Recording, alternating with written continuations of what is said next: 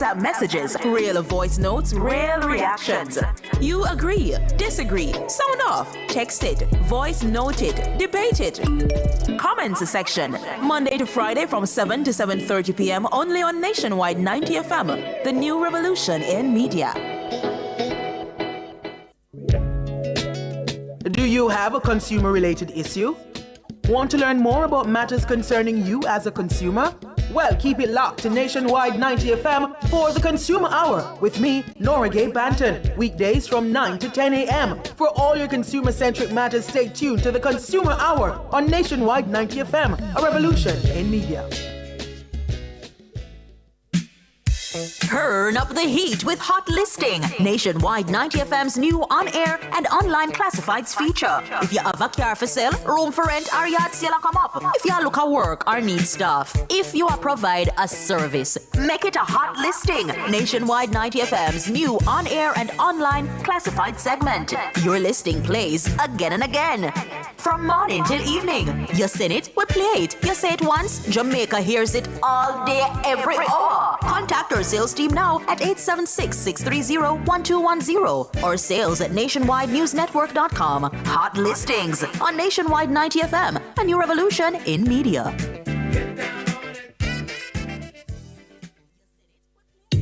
Informative, educational, insightful. Let's talk justice. Tackling topics like constitutional rights and reform, domestic violence, and rights issues that affect you. Let's talk justice every Monday from 1 to 2 p.m. Ready to tackle that building project? Start right. Start here at H&L Rapid True Value for building supplies. The time by H&L Rapid True Value is Nationwide time, 5 o'clock. From the Nationwide News Network, comprehensive, incisive, tough. This is Nationwide at 5. Good afternoon, I'm Robian Williams. And I'm Mahiri Stewart. In Nationwide News at this hour, damage assessment from Hurricane Melissa climbs to $12 billion. Damage, losses, and additional costs was estimated at US $12.232 billion. A peaceful protest in honor of Melissa Silvera's life is now underway at Emancipation Park in Kingston. We'll take you live. Mother of a 2-month-old baby found dead in Top Hill, Manchester is being sought by the police. Global oil prices climb in response to latest Middle Eastern conflict. Manchester police cracking down on black market for stolen diesel fuel in the parish. In news from the rest of the world, Dominica's Prime Minister hoping to finalize agreement with the US, allowing a limited number of third country migrants into the country. U.S. President Donald Trump considering someone from within Iran's regime to take power once the war ends. In sports, Sri Lanka batters West Indies to clinch 3-match women's T20 international series. And later in our broadcast, in our cover story at 5:35, a peaceful protest is being held in honor of Melissa Silvera's life at Emancipation Park. We'll have a live link from the location. Also in the cover story, how is the ongoing conflict in the Middle East impacting oil prices and global trade? You'll hear more. In the nation's business at 6:25, according to the PIOJ's most recent assessment, the damage caused by Hurricane Melissa has ballooned to more than $12 billion. That's million US dollars, or nearly 2 trillion Jamaican dollars. Still, the PIOJ has improved its expectations for the Jamaican economy over the short and medium term. We'll get reactions from economist Keenan Faulkner and immediate past president of the MSME Alliance, Donovan Wignall. Taking you around the world at 6:45, U.S. President Donald Trump met with German Chancellor Friedrich Merz at the White House on Tuesday in the first visit by an allied head of state since hostilities began with Iran on Saturday. You'll hear more. At 7, it's the comment section with Shalois Michael and Mahiri Stewart. This evening, they're asking, on a scale of 1 to 5, how peaceful is Jamaica? Give us your comments by logging on to our Facebook page, Nationwide News Network, and by tweeting us at Nationwide Radio, and message us on WhatsApp at 876-285-5693. You can also leave your comments on Nationwide Instagram's page, Nationwide 90 FM. And at 8, it's Prescription for Life with Dr. Andre McDonald. All these and more as we take you home on air on your mobile, Nationwide 90 FM, RevoNews.ai, and on the Revo News app. It's available on Google Play and the App Stores. hour this Tuesday afternoon. It's Tuesday, March 3, 2026.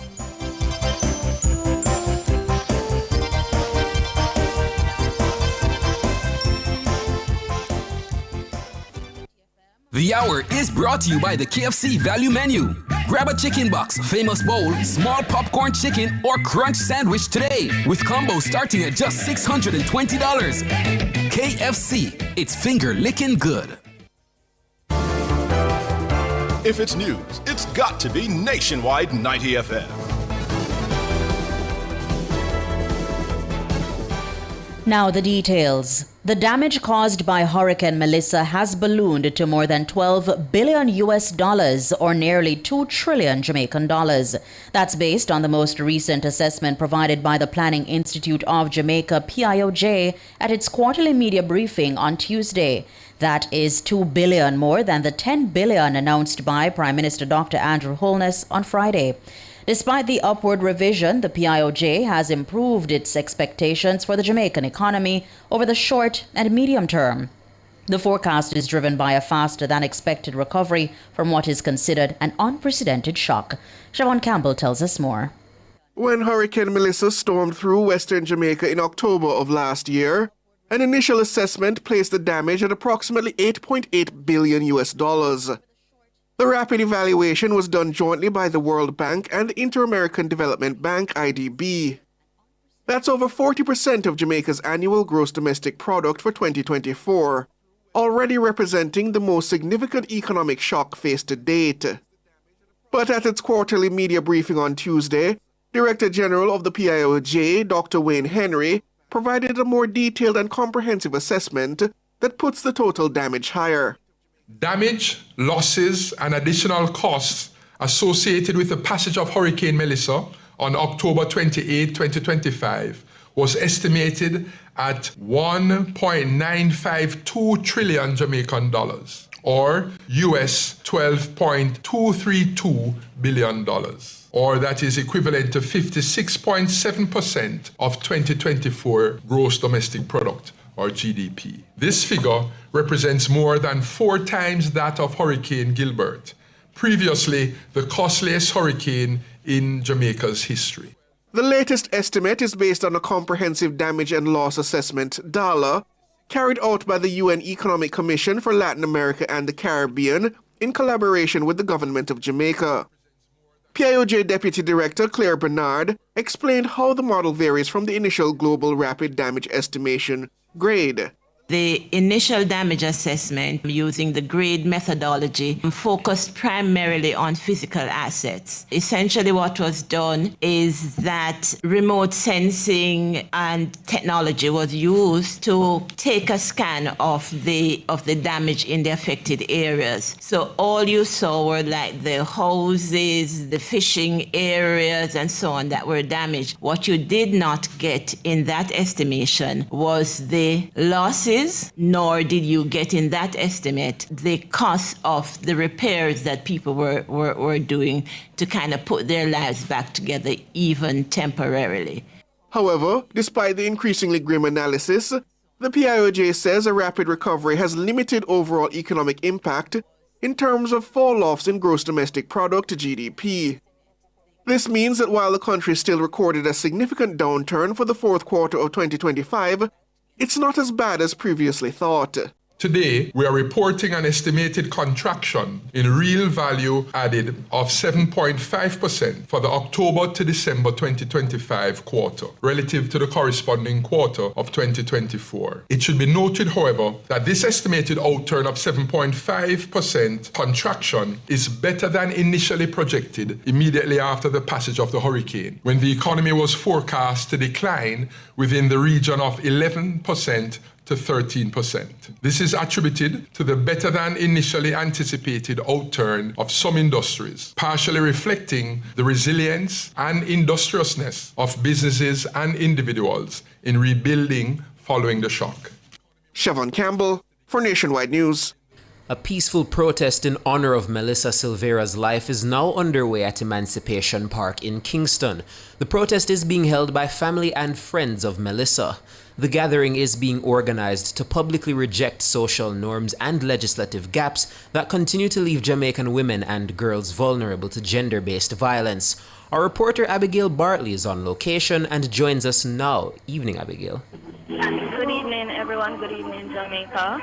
I am live here at Emancipation Park in Kingston, where a peaceful protest is currently underway for the life of Melissa Silvera. I can report that over 30 persons, 40 actually, are now on the scene. It's a peaceful protest. There are several placards bearing justice for Melissa, and also placards bearing names of other victims of gender-based violence. I can see the names of Ananda Dean, Nikita Noel, Anita Sukiana Townsend, Jasmine Dean. Other names are on the placard. There is currently a program underway. The protest is expected to end at around 6, but so far, a lot of the persons here, they're decked in full black, bearing their placards and calling out the names of all the victims of gender-based violence, including Melissa Silvera. Right, and we're also seeing that there are speakers up there. In terms of what they're saying, what are the persons with the microphones saying? Okay, so far we've had 2 tributes from Melissa's best friends, and they have recounted the life of Melissa. They have spoken very highly of Melissa. They've given tributes to her in terms of memories, fond memories that they've had of interacting with Melissa, of speaking with her, going out with her, celebrating birthdays, even her wedding. You know, they recounted that day for her, saying it was one of the happiest days of her life. It was very emotional at some point. Both tributes were emotional. They were crying. A lot of the protesters also began to cry. It was a heavy atmosphere. But in the midst of it all, they were celebrating Melissa's life. Right, and lastly, have they made any calls in terms of Julian Silvera and his sentencing?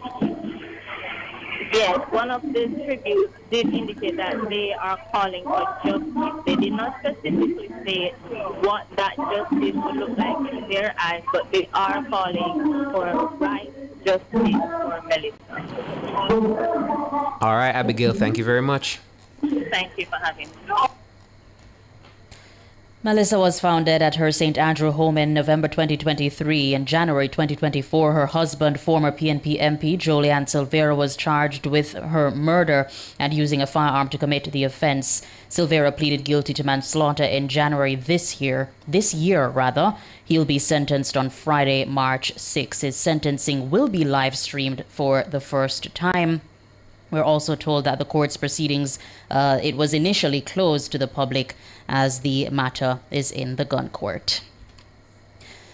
The mother of a 2-month-old baby found dead in Top Hill, Manchester, is being sought by the police. The baby has been identified as Mateo Forbes. The mother is believed to have killed the child. His grandfather told Nationwide that the child's mother had a history of mental health challenges. Mahiri Stewart reports. Baby Mateo was found face down in a bucket of water on Tuesday morning. The police are now on the hunt for his mother, who has since fled the family home. According to Mateo's paternal grandfather, Jeffrey Forbes, his mother once tried to burn down the family home. Well, sometimes they come give her injection or something and cool down for a time. But look like he run out, so he just don't want to do and feel like. In the burn the house already, you know, and boy, I tell my son, say, boy, better make him go on, you know. For a bright-faced boy like you have to look somebody else. You can't have somebody in your place. You destroy what you have. But himself, he love her, you know. Mr. Forbes claims that Mateo's mother called the child's father and told him that she had killed their son.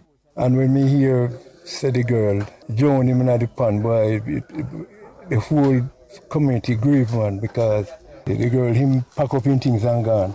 Called him and say, he killed the baby and he gone. The two of them, my son gone out grown, same baby before he leave and leave her. When she called him and tell him, say, the baby, he kill the baby. He can't believe when he saw call back her phone and he not answer. So he called his nephew up here and say, go look. So when he called him and say, boy, he can see baby in the 5 gallon pan of water, head way down. So he called him and say, boy, the baby dead for you. Meanwhile, a neighbor says as recently as last night, Mateo's mother's behavior seemed normal. She adds that his mother had taken good care of him before Tuesday morning's chilling discovery. I never expect it because up to last night, he and his boyfriend was talking and he said that he's going to bush to draw 5 bags of carrot. To send him go doing here because them are go christen the baby this month. So he might go look the money if he send him go doing here. This is our only child and the man only child. Alright, for the baby born, I share care for him. So I don't know what come over this morning. She support him, and grandmother support him. Every morning he go over there and he bear the baby over there and he bear the baby. So we never look for that from her. Mahiri Stewart for Nationwide News. You're listening to Nationwide News at 5 more news after these.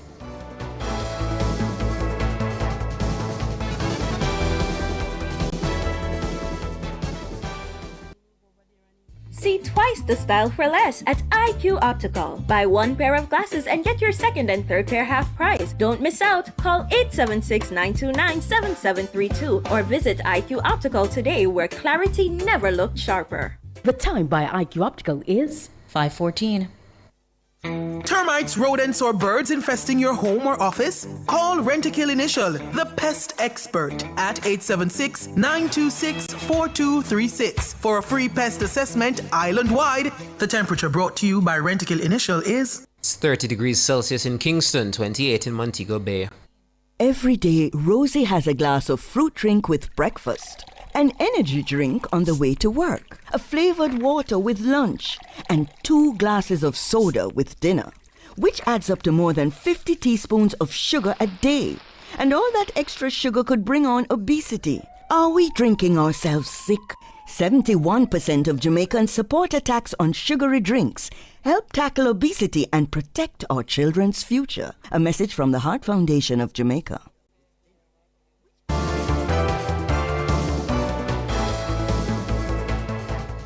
Continuing the news. Operation Epic Fury, tracking the joint U.S.-Israeli war against Iran and Iran's retaliatory strikes on U.S. assets and neighboring countries. The ongoing conflict in the Middle East is having a major impact on oil prices and global trade. Escalating hostilities involving Iran, Israel, and the United States have caused disruption of shipping through one of the world's most critical energy corridors. The narrow waterway which links the Persian Gulf to the Arabian Sea normally carries roughly 1/5 of globally traded crude oil and a significant share of liquefied natural gas exports. Shalois Michael tells us more.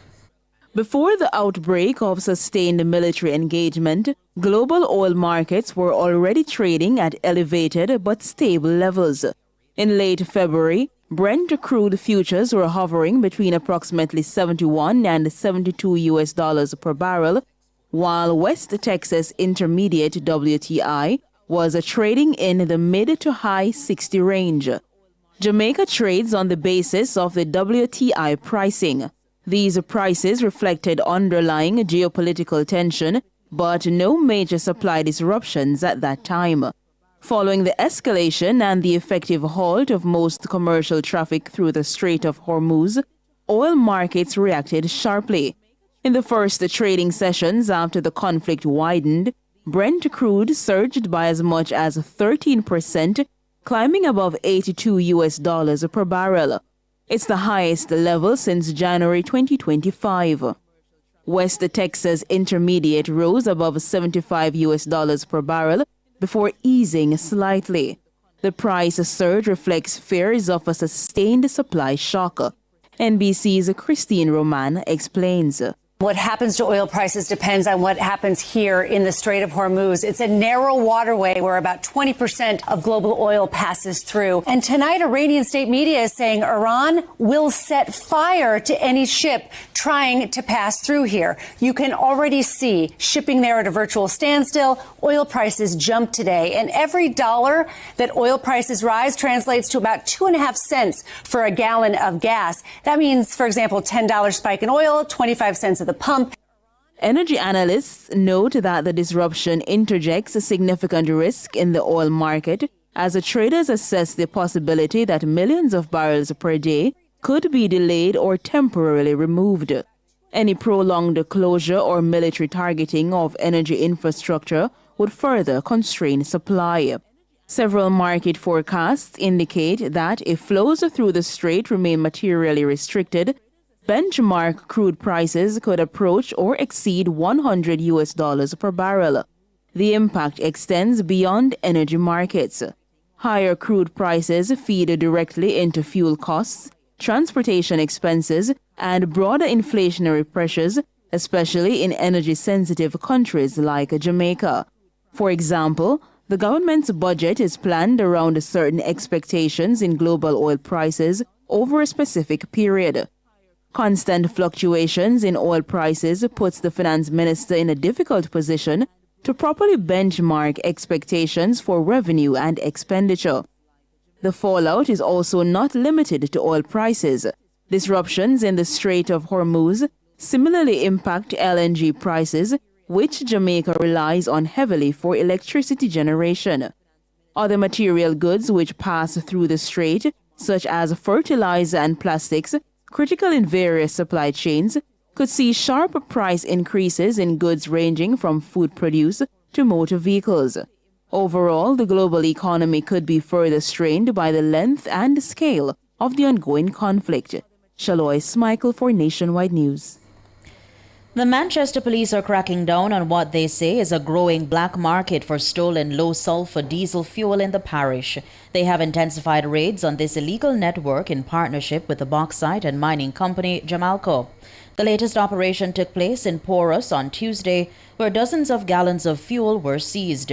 According to the police, at about 4:30 a.m., a security team assigned to Jamalco was on patrol on a haul road when they observed a motorcar. On the approach of the patrol team, the occupants ran from the vehicle and escaped. Lawmen from the Mandeville and Porus police stations were contacted. During a search of the area, about 30 containers of diesel fuel and 13 empty containers, along with 2 other vehicles, were found. The diesel was stolen from heavy-duty equipment on a mining site. Acting Operations Officer for Manchester, Deputy Superintendent Valdin Amos, says the targeted operations will be instrumental in dismantling this criminal network. What you're seeing is a result of sustained police operational activities within the Manchester Police Division, and including the haulage roads used by our bauxite companies. Our intelligence indicates that these routes are being traversed by criminals involved in the larceny of oil from the bauxite companies and the theft of livestock from our farmers. These targeted operations are therefore designed to disrupt these movements, deter further criminal activities, and protect our national assets and the livelihood of our farming communities. Deputy Superintendent Valdin Amos, Acting Operations Officer for the Manchester Police Division. World in a Minute is brought to you by ABC Electrical Sales. We make things as easy as ABC. Hose assembly and supply, equipping Jamaica for success. And Charles O'Connor Consulting Network, COCN, driven by international accounting standards, modern technology, and integrity. The World in a Minute.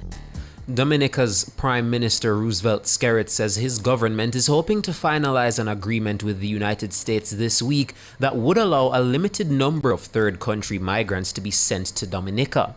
The migrants would be allowed in cases where Washington is unable to return them to their country of origin. Speaking at a news conference, Skerrit said the draft proposal from the U.S. would see 7 migrants being accepted every 4 months. That's a maximum of 28 individuals per year. Under the proposed framework, Dominica would engage the International Organization for Migration to manage the operational aspects of the program. According to Prime Minister Skerritt, logistical details are still being worked out, including housing arrangements and financial considerations to ensure Dominica does not incur undue costs. The U.S. is sending charter flights to evacuate Americans from the United Arab Emirates, Jordan, and Saudi Arabia as the U.S.-Israeli war against Iran widens. The U.S. State Department said Monday that Americans should depart now from Bahrain, Egypt, Iran, Iraq, Israel, the occupied West Bank, and Gaza, Jordan, Kuwait, Lebanon, Oman, Qatar, Saudi Arabia, Syria, United Arab Emirates, and Yemen due to serious safety risks. But many flights from the region have been cancelled or suspended since the U.S. and Israel began striking Iran on Saturday. Iran responded by firing missiles and drones at Middle Eastern nations allied to the U.S. The State Department said it is actively working to secure military aircraft and charter flights for Americans seeking to leave the Middle East.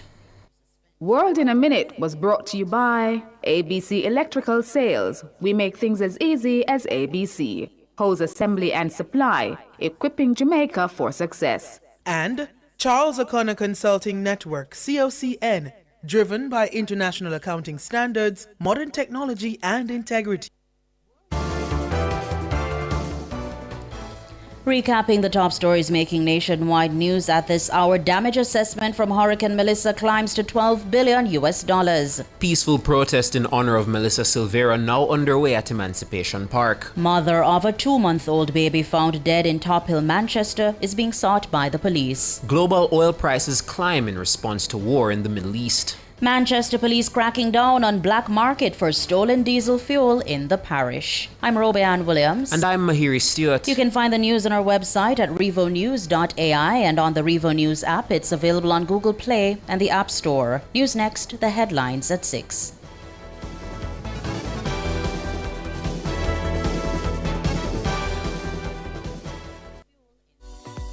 The UCC Corporate Education Division is now accepting applications for a series of professional certificate courses offered this semester. Over 75 short courses available in business, HR, computer skills, supervisory management, financial securities management, and so much more. Build productivity and give your workforce the winning edge. Pursue programs on any of our campuses island-wide. On-site at your workplace, online or on demand at your convenience. It's that simple. Apply online at www.ucc.edu.jm or call 876-906-3214 for further details. UCC, fostering leadership and innovation.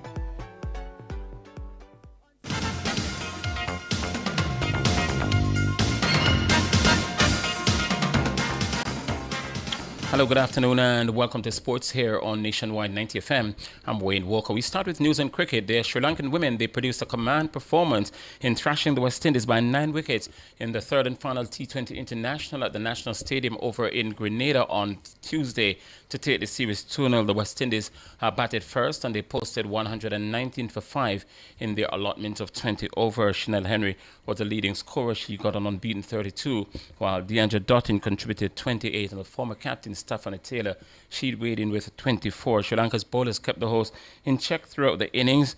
Shugandika Danasakyaka and Inoka Ranawawira, they led the attack. They bagged 2 wickets apiece. And of course, chasing a modest 120, the Sri Lankans made light work of the pursuit.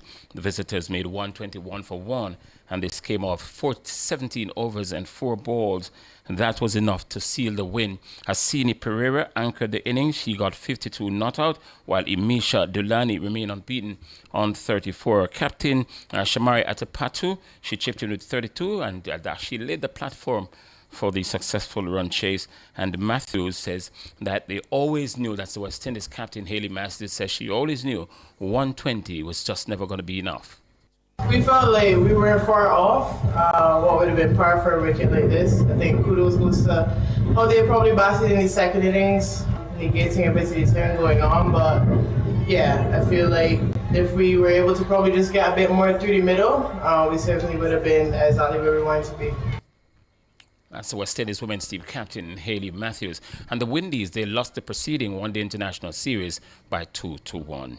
Still with cricket, Guyana will be in the spotlight of international cricket. Come October 17 to November 1, they'll be hosting the Over 40s World Cup tournament. And the 2.5-week tournament will bring together 16 confirmed teams already. Of course, there will be a lot of traveling supporters, match officials, and global media to come to the country for a high-level competition with a national showcase. Confirmed participating nations including Australia, Canada, England, India, Namibia, of course, New Zealand, Pakistan, Sri Lanka, the United States. There's the West Indies, Scotland, and South Africa, where the plans for more to come. Organizers say the timing aligns with Guyana's push towards economic diversification, service sector growth, and sports tourism.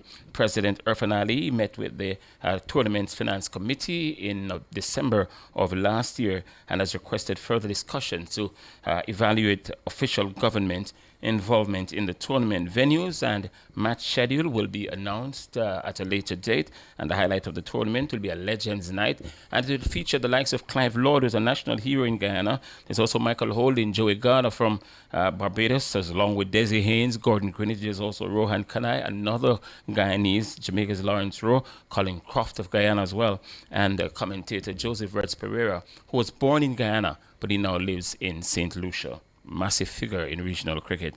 Liverpool's chances of a top 4 finish in the English Premier League is still hanging by the balance.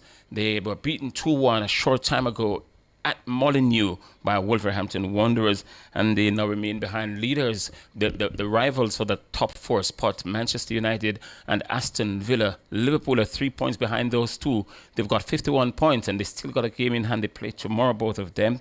And in other games today, Leeds United, they were beaten 1-0, and they were beaten at home by Sunderland, who is still fighting to stay in the league. Everton, they were also winners. They beat Burnley by 2-0. And there was a goalless draw between Bournemouth and Brentford. National record holder in the 100 meters hurdles, Akira Nugent, revealed that injury prevented her possibly breaking the world record in 2024. The former Excelsior star hit the first and the 8th hurdles in the final in Paris, and she failed to finish. Nugent, who took apart Brittany Anderson's 12:31 national record a month before the Olympic Games in 2024, said she felt she was at the peak of her powers heading into the French capital. I promise you, I very much promise you, in 2024, I would have been the world record holder if I hadn't got injured at Olympics. Because, I tweaked my spine. I still do struggle with it a lot now. So, sometimes when I, get to top end speed, in some races, it affects, it can't manage speed. I'm, really, literally generating through my hips. But in 2024, because if you watch Olympics, the way how I got out of that blocks, I was gone. And after that, I kept dominating the whole season. That is the most consistent 12-2 anybody have ever run in their life.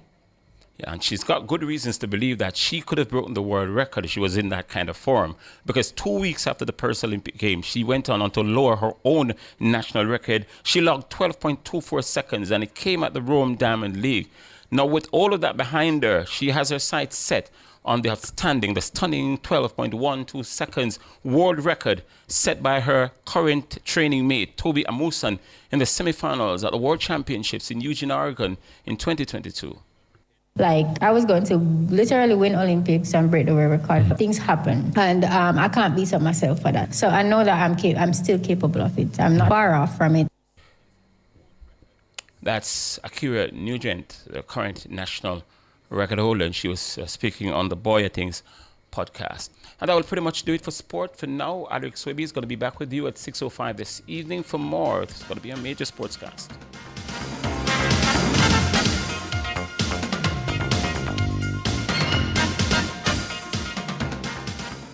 For all your custom framing, printing, graphic design, and purchase of art, Make It Frame Art Jamaica Limited, serving you for over 40 years. The time by Frame Art Jamaica is 5:32. Need to make a change to your title or need a title? Geoland Title Limited is the place to be. They do lost title application, add and remove names from titles, wills, estates, first-time registration, land surveys included, affordable rates and flexible payment options, National Land Agency adjudication and land titling waivers available. They have 8 locations island-wide. Call 876-754-6436 or visit their website at geolandonline.com. Geoland Title Limited. Secure your land, secure your title. You could win a return on your taxes. Pay your taxes with your Sagicor Bank Business Credit Card at Tax Administration Jamaica or online for your chance to be one of 2 lucky winners of $500,000 cashback. Earn an entry for every $100,000 spent on taxes between February 27 and April 15. Plus, enjoy a 1-month payment holiday up to 55 days interest-free and unlimited reward points. Visit Sagicor.com to learn more. Conditions apply. Authorized under Section 58.3 of the Betting, Gaming and Lotteries Act. How certain are you that you're taking proper care of your pets? How often do you take them to the vet? Just as we need annual checkups with our doctors, most pets need regular checkups too. Owning and caring for a family pet doesn't have to be a difficult or burdensome experience. Nationwide 90 FM has an exciting feature called Pets World that will help you take better care of your pets. Join Nationwide 90 FM every Wednesday at 6:50 a.m. during the program This Morning as we take you into the do's and don'ts of caring for your pets. That's Pets World every Wednesday at 6:50 a.m. during the program This Morning on Nationwide 90 FM, a revolution in media.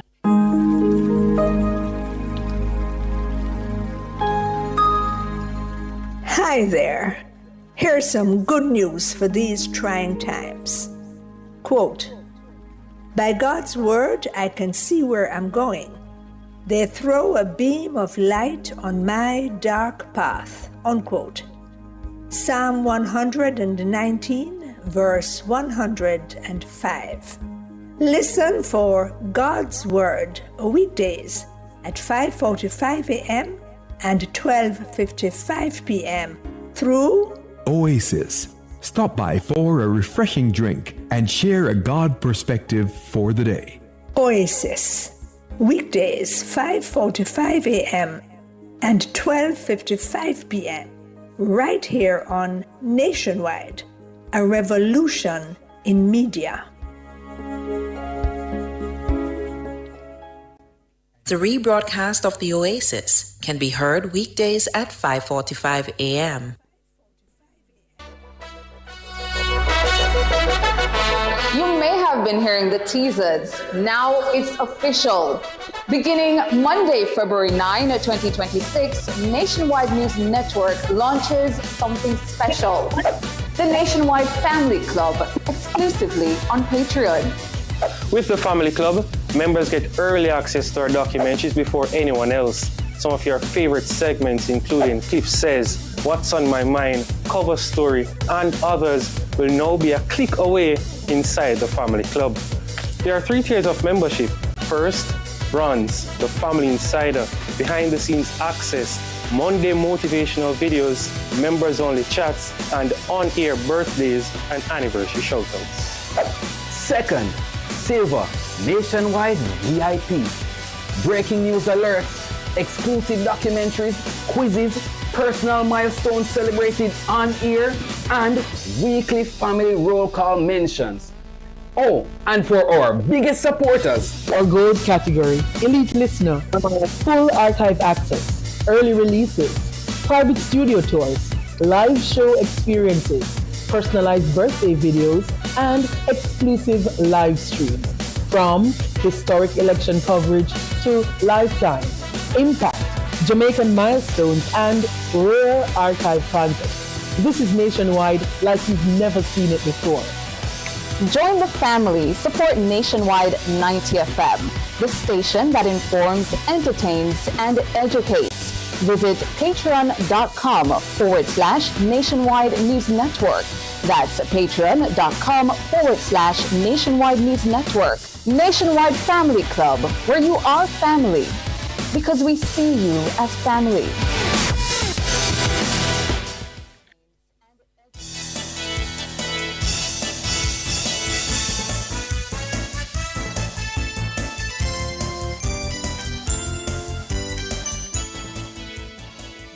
afternoon, listeners and those over on YouTube. Thank you for joining us. It is time for the cover story, and I'm Siobhan Campbell. I know early in the news we reported that a peaceful protest is on the way at Emancipation Park in honor of Melissa Silvera's life. The protest, which is being held by family and friends, began shortly after 4 this afternoon. The organizers say the gathering is being organized to publicly reject the social norms and legislative gaps that continue to leave Jamaican women and girls vulnerable to gender-based violence. Melissa was found dead in November 2023. Her husband, Jolian Silvera, was charged in January 2024 with murder and using a firearm to commit an offense in connection with the incident. He later pleaded guilty to manslaughter in January of this year. Silvera will be sentenced on March 6th. That's this Friday coming. His sentencing will be live streamed. The court's proceedings were initially closed to the public as the matter is in the gun court. Well, we have our reporter out there at Emancipation Park, and we'll now throw to her. Greetings, Abby. Good afternoon, Siobhan. Good afternoon, listeners. It's good to hear from you, Abby. So please, just tell us, how are things there now at Emancipation Park? What's the mood like? Okay, so here, more persons are still coming as the protest continues. It's a peaceful protest, as mentioned before. Several persons are holding up placards bearing "Justice for Melissa, protect our women," and they're also, listing names of other women, of other females who were victims of violence against women. And as I mentioned, some of those women would be Yatanya Francis, Jasmine Dean, Ananda Dean, Nikita Noel, Anita Townsend, just some of the names that you might have heard in the news as being victims of violence against women. But the central theme of today's protest was for Melissa Silvera, and there were some amazing tributes that were given today by some of Melissa's family and friends on her life, her story, amazing memories that they shared with her. Majority of the persons who were here are dressed in full black. Some of them have on attire that bear "Justice for Melissa" along with her photo. And it was just a beautiful show of unity and of strength in the midst of sadness. And speaking of strength in the midst of sadness, I have one of Melissa's best friends here, Tamara Morgan, and she was one of the persons who gave a tribute today in honor of Melissa. Good afternoon, Tamara. Good afternoon. Okay, so if you could just let us know what inspired this protest, and what do you hope Jamaicans learn or take away from today? Okay, so this protest was inspired by us as friends and family deciding to get out there and let the public know who Melissa was, put the flesh on honor, because a lot of persons, based on the development of the child, the persons have been calling from all over, not just in Jamaica, persons who know how close I was to her, they have been calling me. And as friends, we just come together and say, we need to let Jamaica know who Melissa was, because since her death, I don't think Jamaica gets a chance to know who she was. She's just seen as a name, but we've just decided to get out there, let persons know who she was, and to be a voice for her now that her voice has been taken away from us. And who would you say Melissa was? Melissa is a darling person, and she is a very ambitious young woman. She's brilliant. She has a lot of plans, and the plans that Melissa has is not plans just to benefit her family, but she has plans to benefit the nation. So her death, her killing, is taking from Jamaica a gem that would have been so powerful in this nation. And she's a lover of family. She loves children. She always wanted to have children. She always wanted to get married, and she's a friend too. She's just a friendly person. Even if you meet her for the first time, there's something there that she can talk to you about and you feel like you know her from a long time. And she is a very cheerful person, a very positive person, always encouraging you to think big. We always joke around saying, Melissa would say, think big and make God cut it down. So she don't believe in making plans and you make plans that you can afford. She said, make big plans and make God be the one to cut it down. And she's always encouraging you, always there to celebrate birthdays, anything at all, she's there. And she loves life, love people, love family. Okay, and what do you hope persons take away from today's protest and the call to end violence against women? Well, what we'd love people to take away is know that as women, don't be silent. You're in different situations, don't be silent, speak out. If you know of other persons in different situations, whether abusive situations, don't be silent. Be the voice for them. Be there to speak out on their behalf. Be there to help them to overcome whatever it is that they're going through. So today we want women across Jamaica to know that you're not alone. Speak out. We all see the different red flags in our different relationships, and it's not for us to stay and say, it will get better. But take a stand and put a stop to it. And if you need to run, you run. But say something. Okay, the sentencing for Mr. Silvera will be this Friday. What are you looking to see? To be honest with you, I'm looking for the judge to give the maximum sentencing. And I am looking for the all provocation ruling to be struck off Jamaica's book. Provocation is no reason for us to get away with murder, for instance. Every action have a consequence, and we can't say we were provoked, because then everybody can use that as an excuse, and the dead cannot speak for themselves. The dead can't defend themselves. So we can always say whatever it is that happened, because somebody is not around to defend themselves. Okay, thank you so much, Miss Morgan. That was Tamara Morgan, the best friend of Melissa, and we're going to jump right over to blogger and former PNP activist Karen Cross. Hi, Miss Cross. Hello. Hello. What influenced your decision to be at this peaceful protest today?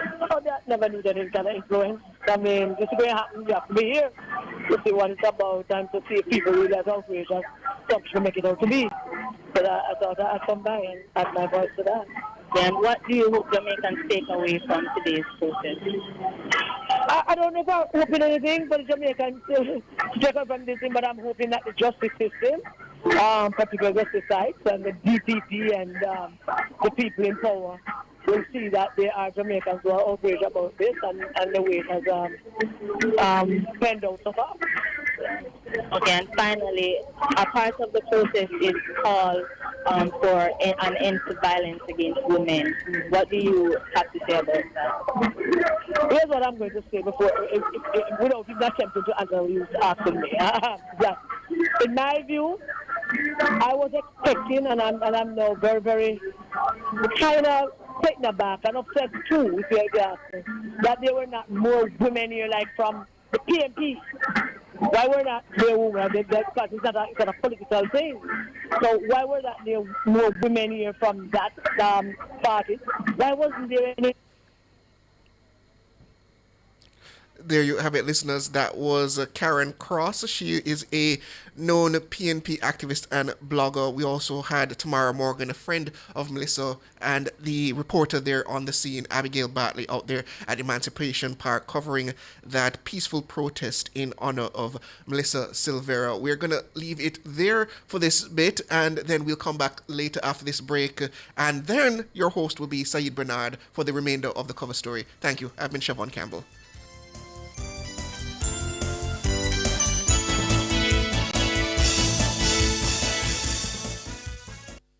Order Pizza Hut online at pizzahutjamaica.com or through WhatsApp at 876-837-4488. Pizza Hut, now that's delivery. The time by Pizza Hut is... It's 5:47. KFC, my mind studying. Right now I'm thinking chicken, famous bowl, chicken box combo and popcorn chicken. KFC on my mind, it's on my brain. Great flavor, great taste, like every day. Gave me that prize. Follow benefit the budget, little bit to your pay. The KFC value menu always has you thinking chicken. Get the chicken box combo for just $680, or get the famous bowl combo for $620, or popcorn chicken combo for $630. KFC, it's finger licking good. For all your electrical needs, visit ABC Electrical Sales. They stock a wide variety of electrical supplies, including plugs, switches, panel boards, and conduits, plus energy-saving fixtures. ABC Electrical Sales stocks brands like GE, Siemens, Philips, Cutler Hammer, and Allen Bradley. They also offer free island-wide delivery just to suit your needs. Visit them at Shop 8, Hagley Park Plaza, Kingston 10, or call 876-754-371-4-5 or 876-754-3825-8. ABC Electrical Sales, for a better choice in the electrical business. Every day, Jamaicans have something to say. In the group chats, on social media, in the streets, there's a place where it all comes together. The comment section. This is not a lecture. This is not a call-in show. This is the hottest topics of the day, filtered through real opinions, real WhatsApp messages, real voice notes, real reactions. You agree, disagree, sound off, text it, voice note it, debate it. Comments section, Monday to Friday from 7 to 7:30 p.m. only on Nationwide 90 FM, the new revolution in media. He never shies away from taboo topics. Voyagings After Dark. The most riveting discussions. Voyagings After Dark. Topics that are shunned by society. And everything else in between. Voyagings After Dark with Kareem Voyagings this and every Wednesday from 8 to 11 p.m. on Nationwide 90 FM. You can't miss. What's buzzing? Celebrity outfits. Is that a hit or a miss? Bust the odds. Jamaica's Got Talent. Wait, a war man. Hot takes. Talk up the takes. Actual factual. Life is short. Voyagings After Dark. Come get your mind blown. And your curiosity explored.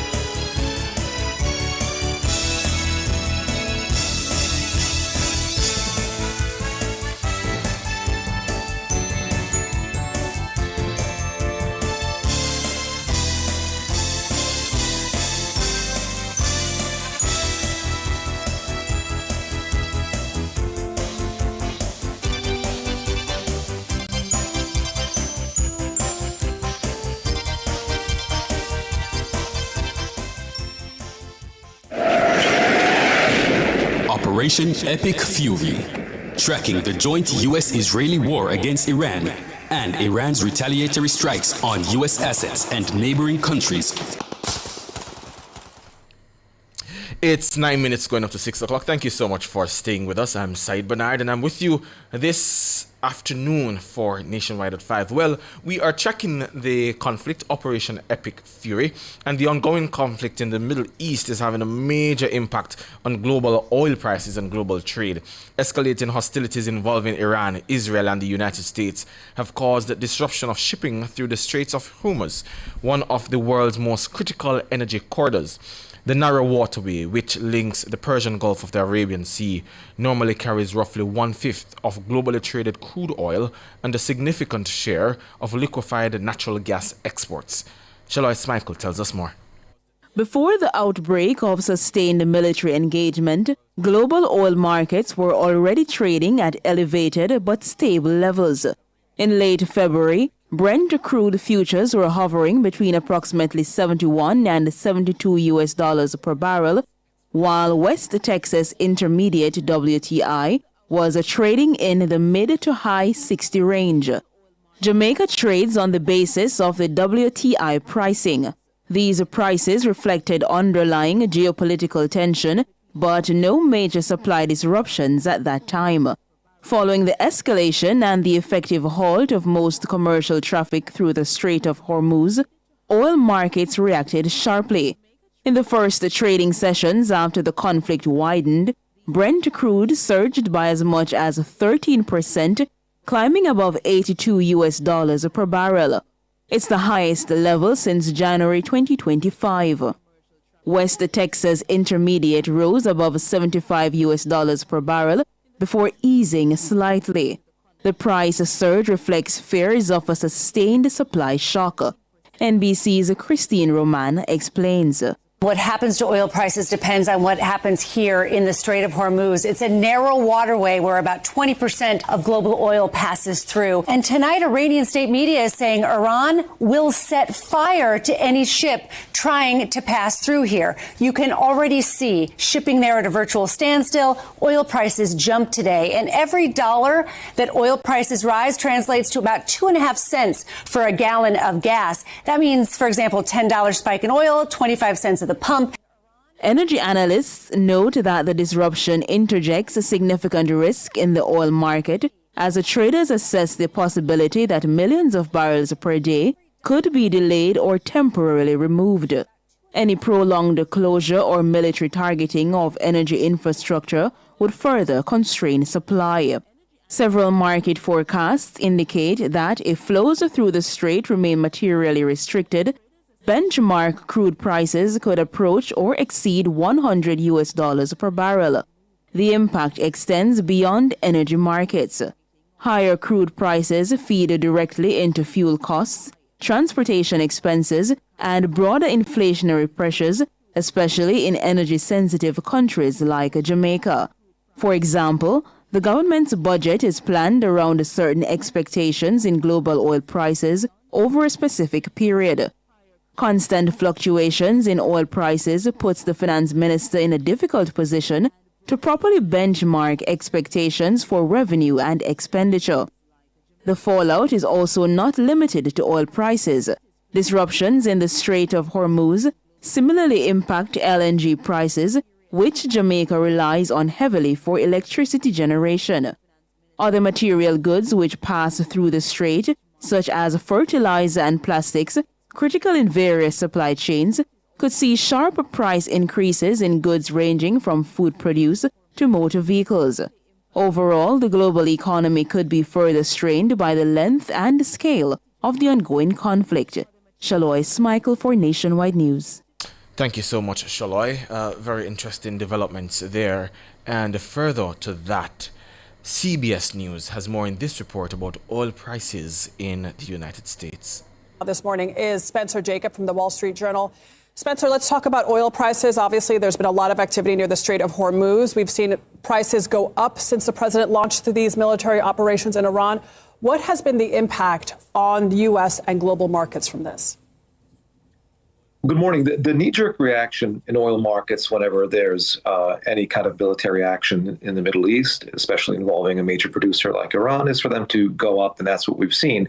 And this is a bit more lasting than the last couple of episodes in the sense that when the head of Iran's Revolutionary Guard Corps was assassinated by the U.S. in 2020, you had a spike and then a very sharp drop.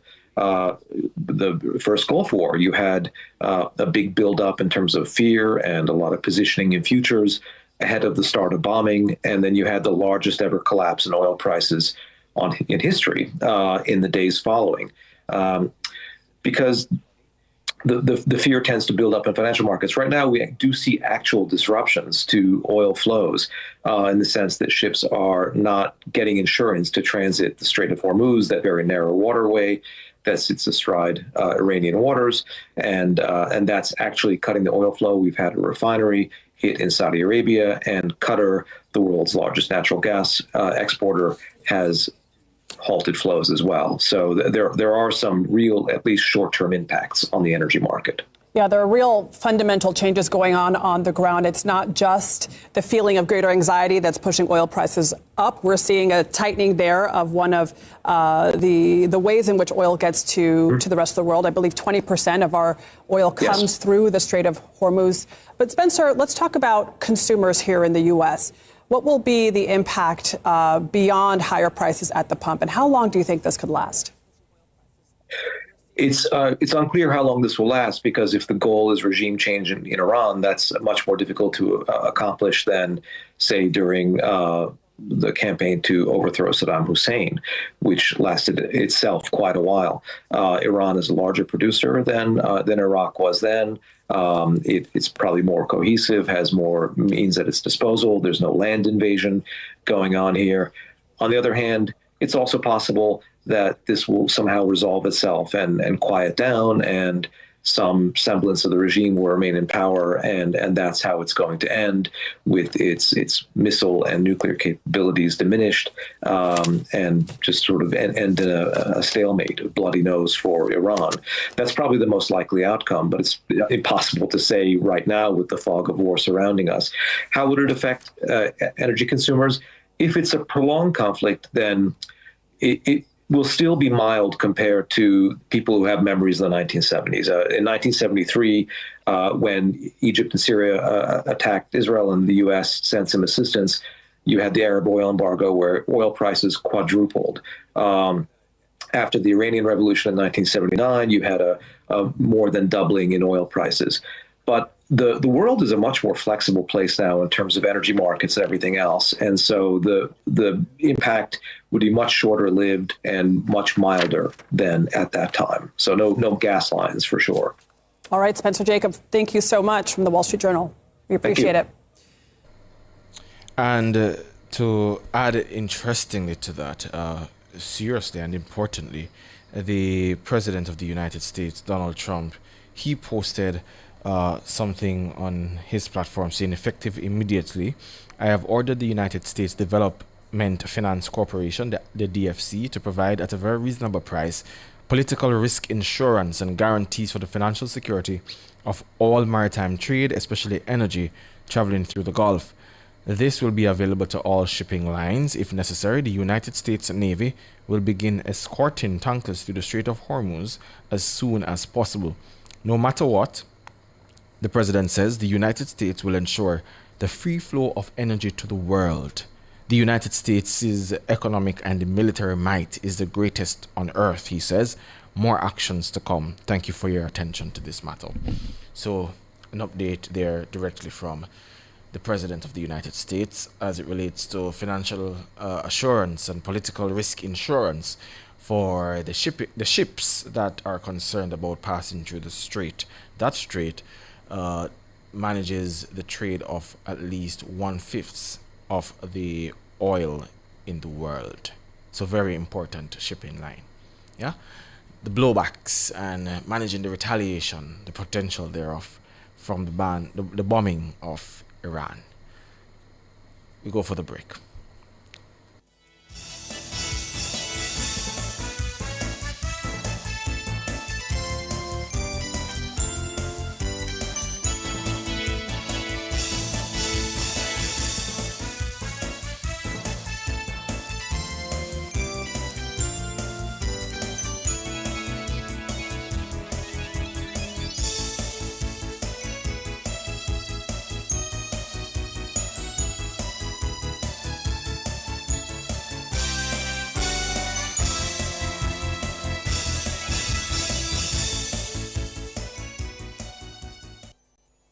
The hour was brought to you by the KFC Value Menu. Grab a chicken box, famous bowl, small popcorn chicken, or crunch sandwich today with combos starting at just $620. KFC, it's finger licking good.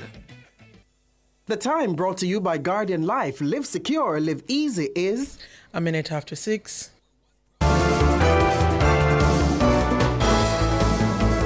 Nationwide headlines at 6.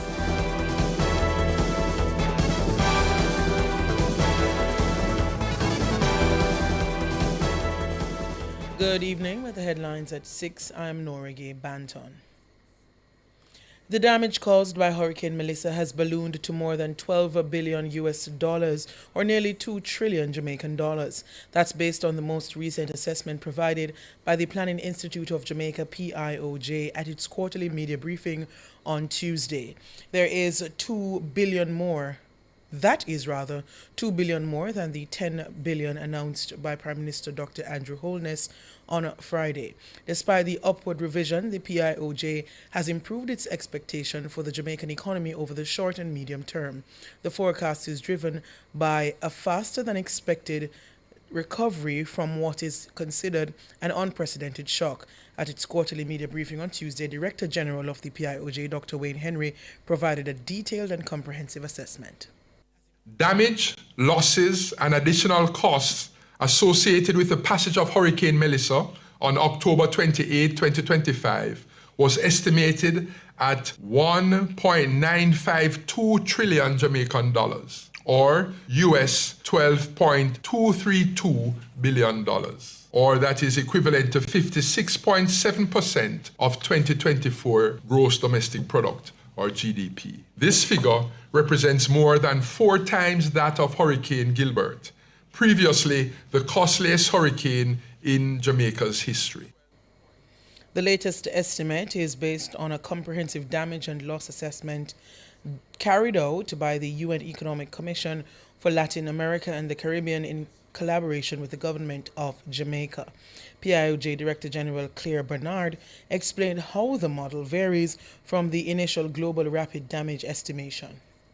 The initial damage assessment using the GRADE methodology focused primarily on physical assets. Essentially what was done is that remote sensing and technology was used to take a scan of the damage in the affected areas. So all you saw were like the houses, the fishing areas and so on that were damaged. What you did not get in that estimation was the losses, nor did you get in that estimate the cost of the repairs that people were doing to kind of put their lives back together, even temporarily.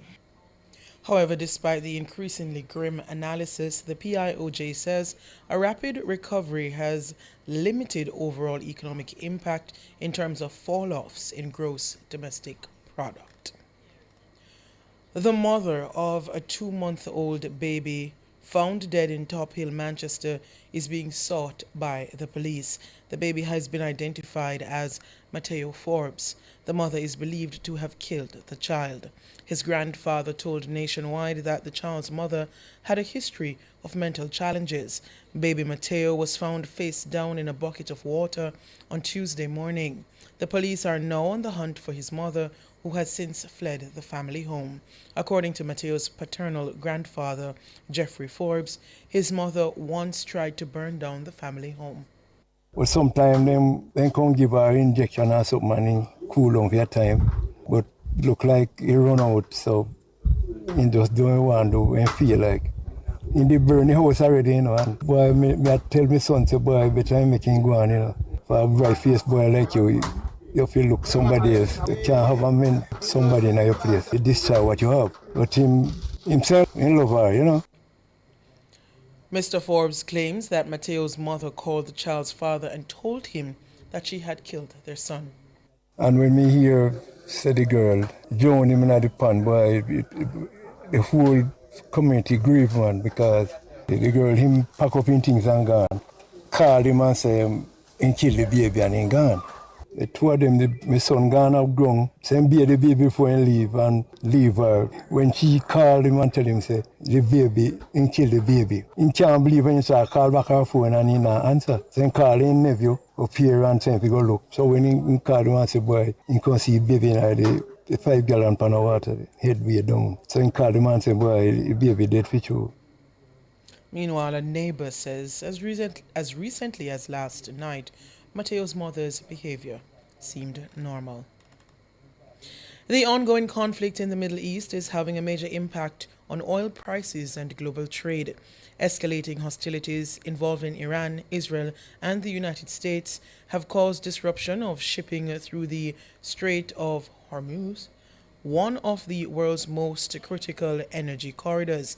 The narrow waterway, which links the Persian Gulf of the Arabian Sea, normally carries roughly 1/5 of globally traded crude oil and a significant share of liquefied natural gas exports.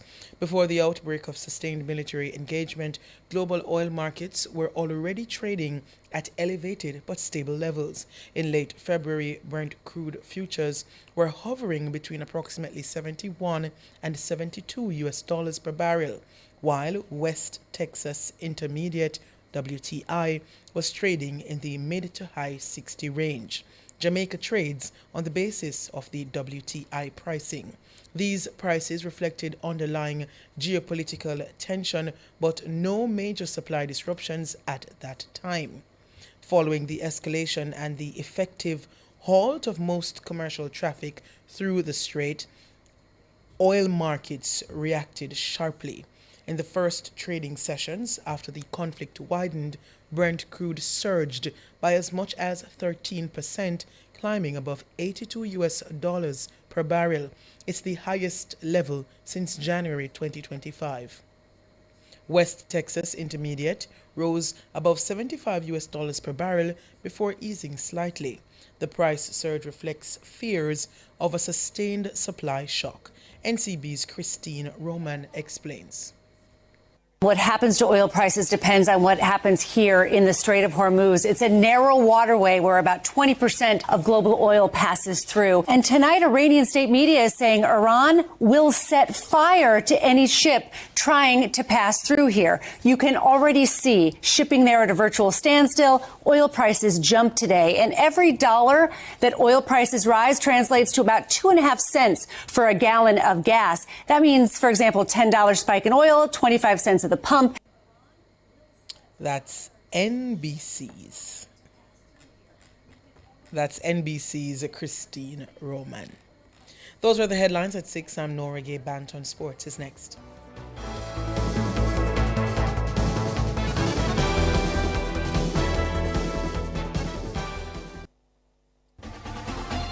For all your electrical needs, visit ABC Electrical Sales.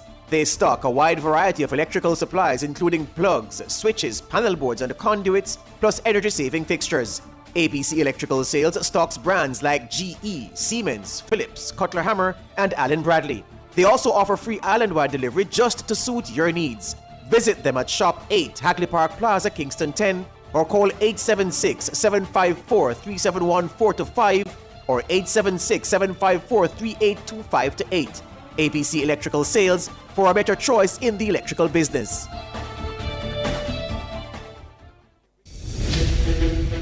This station raised me. It gave me a voice. And if Nationwide has ever meant something to you, come on in. Join the Nationwide 90 FM Family Club today on Patreon. Every day, Rosie has a glass of fruit drink with breakfast, an energy drink on the way to work, a flavored water with lunch, and 2 glasses of soda with dinner, which adds up to more than 50 teaspoons of sugar a day. And all that extra sugar could bring on obesity. Are we drinking ourselves sick? 71% of Jamaicans support a tax on sugary drinks. Help tackle obesity and protect our children's future. A message from the Heart Foundation of Jamaica.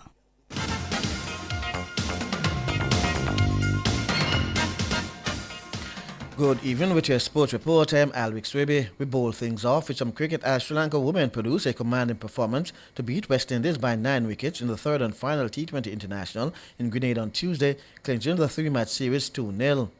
Batting first, West Indies posted a 119 for 5 from the allotted overs. Sinead Henry top scored with an unbeaten 32, while Deandra Dottin made 28 and Stephanie Taylor added 24. Chasing a modest target of 120, Sri Lanka made a light work of the pursuit. The visitors raced to 121 for 1 in just 17.4 overs to seal the win. Hassini Pereira anchored the innings with 52 not out, while Amisha Dulani remained unbeaten on 34. Captain Shamari Atapatu chipped in with a 32 to set the platform for the comfortable chase. Matthews says they always knew 120 would not be enough to defend. We felt like we weren't far off what would have been par for a wicket like this. I think kudos goes to how they probably batted in the second innings, negating a bit of the turn going on. But yeah, I feel like if we were able to probably just get a bit more through the middle, we certainly would have been exactly where we wanted to be. Haley Matthews. West Indies also lost the preceding one-day internationals 2-1. Now, Pakistan Cricket Board fined each player from their ICC T20 World Cup squad $18,000 for their underwhelming performance at the tournament in a ruling handed down on Tuesday. Pakistan exited at the Super 8 stage, finishing third behind England and New Zealand. According to former England captain Michael Vaughan, while the players are at fault, the selection of the team was questionable. I look at Pakistan and they have the talent. You know, I'll watch the Pakistan Super League in a few weeks' time, and in every single team, I'll pick out 4 or 5 Pakistani players and go, whew, can play. So they have the talent. That's number one. So first and foremost, to be a good cricket team, you need players. I think Pakistan have got players. But to see Fakhar Zaman only get the opportunity to open the batting in the last game, and he gets 84 or 42, he's got to open on a consistent basis. And then you see Abrar Ahmed come in and get 3 for 23. Again, you go, why hasn't he been playing? Vaughan added that significant outside influence affects Pakistan's selection process.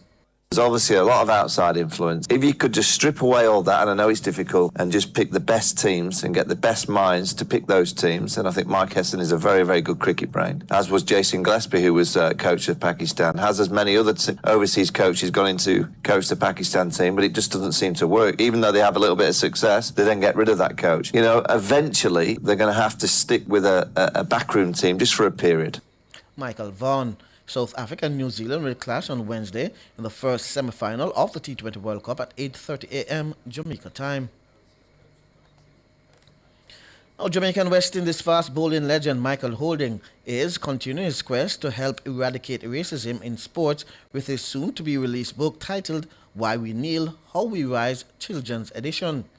Holding, who has written 2 autobiographies, Whispering Death and No Holding Back, gives a brief insight into how he believes those who are targeted should handle unfair practices or racism. Well, to succeed in a career, you have got to work hard at whatever that career is. But because of the racism that we're experiencing in this world, not everyone gets an equal opportunity to succeed in that particular career. Some people have to work harder than others, but again, because of this so-called hierarchical system that we have. What they need to do is have conversations. Whenever they come across something that they think is unfair, don't get upset. Don't curse the person that is creating this atmosphere that you think isn't right. Have a conversation. Try to show that person that what is happening is not right. Holding, who once said he experienced racism firsthand, says he feels duty-bound to use his platform to educate on the growing issue. If you can educate the people in that manner, you're taking a step or two towards solving the problem. The other thing that you need to educate people about is to educate people of the true accomplishments of all people. You see, when I went to school, I was never taught anything good that black people like me did, because that wasn't on the agenda.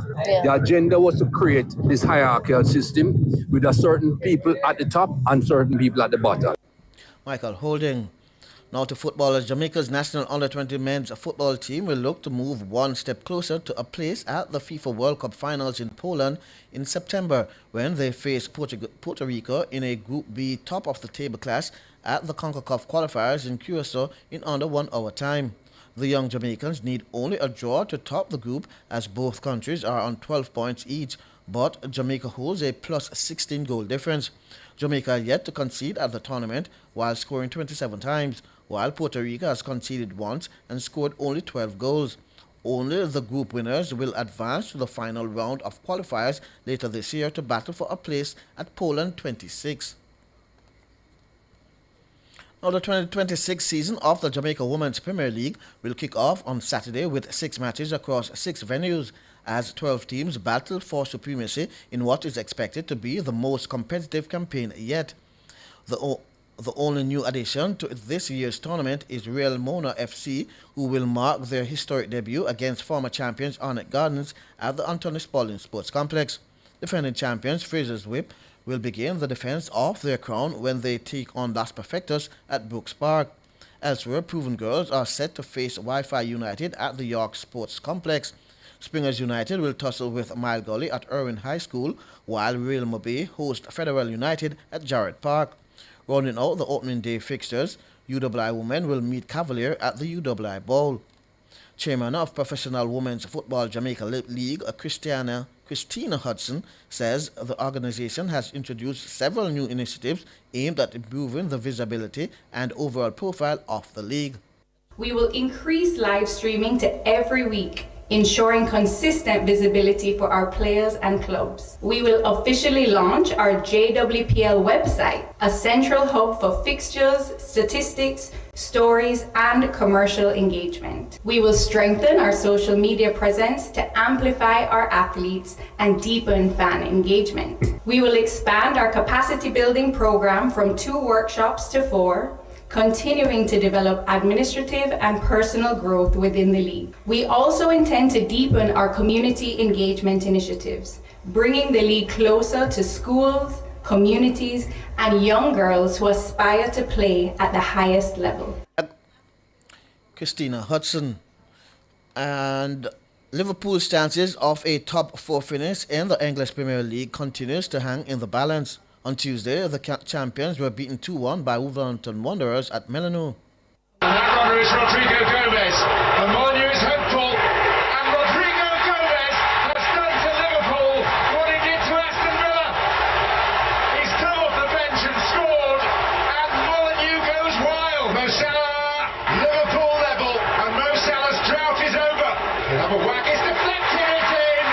And Wolves, in all probability, have downed the reigning champions of Molineux. Now, Liverpool remains behind rivals Manchester United and Aston Villa, who are both holding a 3-point lead over the Reds, who've played a game more. In other results, Everton defeated Burnley 2-0, Sunderland stopped Leeds United 1-0, and it was goalless between Bournemouth and Brentford.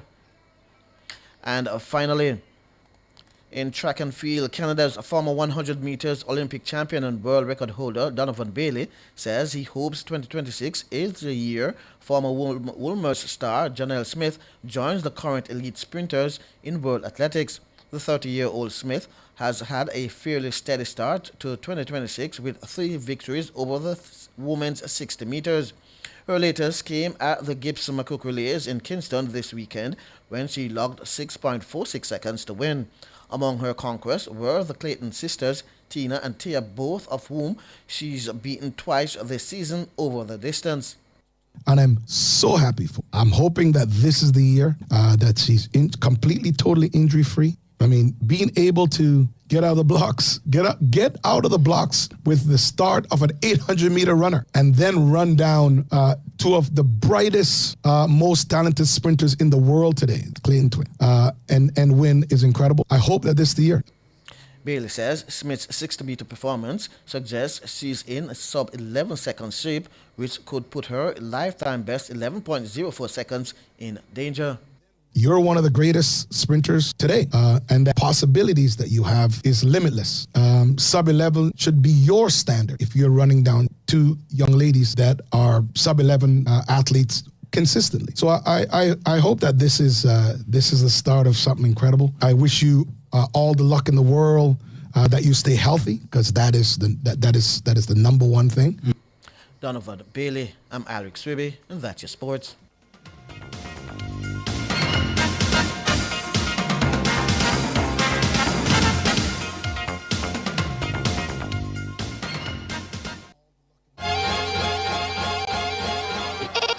The vibes, the laughs, and the real talk, then you're one of us. Don't just listen, belong. Join the Nationwide 90 FM Family Club on Patreon.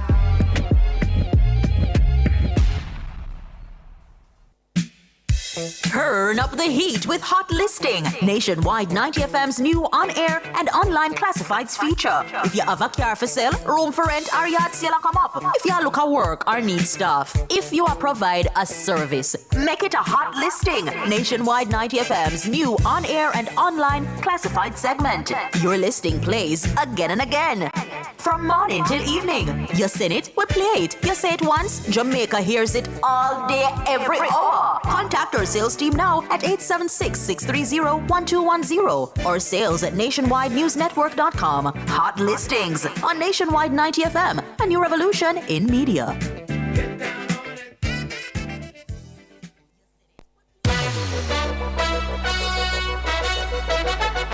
You may have been hearing the teasers. Now it's official. Beginning Monday, February 9, 2026, Nationwide News Network launches something special. The Nationwide Family Club, exclusively on Patreon. With the Family Club, members get early access to our documentaries before anyone else. Some of your favorite segments, including Cliff Says, What's on My Mind, Cover Story, and others will now be a click away inside the Family Club. There are 3 tiers of membership. First, Bronze, the Family Insider, behind-the-scenes access, Monday motivational videos, members-only chats, and on-air birthdays and anniversary shoutouts.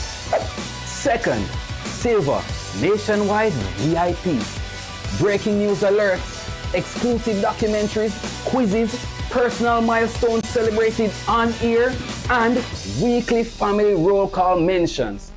Oh, and for our biggest supporters, our gold category, elite listener, full archive access, early releases, private studio tours, live show experiences, personalized birthday videos, and exclusive live streams. From historic election coverage to lifetime, impact, Jamaican milestones, and rare archive content. This is Nationwide like you've never seen it before. Join the family, support Nationwide 90 FM, the station that informs, entertains, and educates. Visit patreon.com/Nationwide News Network. That's patreon.com/Nationwide News Network. Nationwide Family Club, where you are family, because we see you as family. Every day, Jamaicans have something to say. In the group chats, on social media, in the streets, there's a place where it all comes together. The comment section. This is not a lecture. This is not a call-in show. This is the hottest topics of the day, filtered through real opinions, real WhatsApp messages, real voice notes, real reactions. You agree, disagree, sound off, text it, voice note it, debate it. Comments section, Monday to Friday from 7 to 7:30 p.m. only on Nationwide 90 FM, the new revolution in media. If you've ever called in, shared your story, or got help on this show, then you're already family. Now make it official. Join the Nationwide 90 FM Family Club today on Patreon.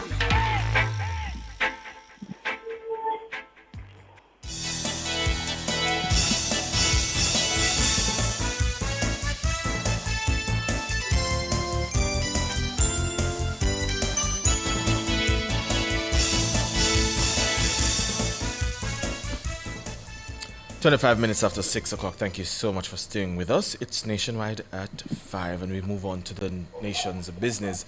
The damage caused by Hurricane Melissa, she is still in the news, has ballooned to more than $12 billion US, or nearly 2 trillion Jamaican dollars. That's based on the most recent assessment provided by the Planning Institute of Jamaica, the PIOJ, at its quarterly media briefing on Tuesday.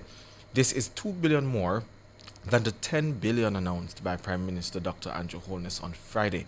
Despite the upward revision, the PIOJ has improved its expectations for the Jamaican economy over the short and medium term. The forecast is driven by a faster than expected recovery from what is considered an unprecedented shock. Siobhan Campbell tells us more. When Hurricane Melissa stormed through western Jamaica in October of last year, An initial assessment placed the damage at approximately $8.8 billion. The rapid evaluation was done jointly by the World Bank and the Inter-American Development Bank, IDB. That's over 40% of Jamaica's annual gross domestic product for 2024, already representing the most significant economic shock faced to date.